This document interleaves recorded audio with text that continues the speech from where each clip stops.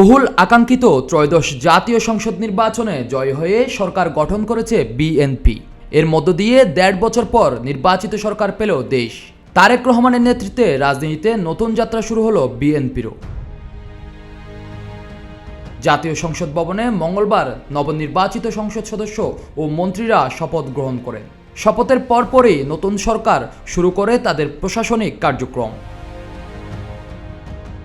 শপথ নেওয়ার সরকারকেও বেশ কিছু চ্যালেঞ্জ মোকাবেলা করতে হবে। এই সরকারের সামনে বড় চ্যালেঞ্জ হিসেবে অনেকে দেখছেন দ্রব্যমূল্যের ঊর্ধ্বগতির লাগাম টেনে ধরাকে।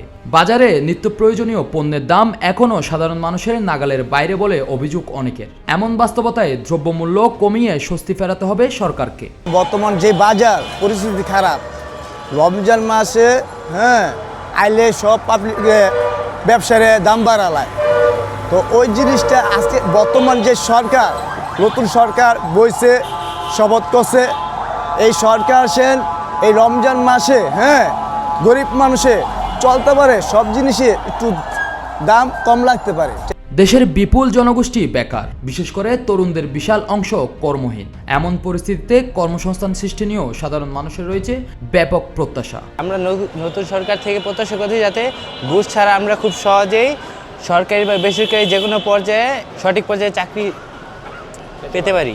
এছাড়া দেশ পরিচালনায় শান্তি ও শৃঙ্খলা বজায় রাখা, রাজনৈতিক স্থিতিশীলতা নিশ্চিত করা, এসব বিষয়েও নতুন সরকারের প্রতি নজর রাখছে দেশবাসী। নতুন সরকারের কাছে প্রত্যাশা হচ্ছে নতুন সরকার দেশের আইন শৃঙ্খলা পরিস্থিতির উন্নতি করবে, দেশের শান্তি শৃঙ্খলা বজায় রাখবে, দেশ উন্নতির পথে এগিয়ে নিয়ে যাবে।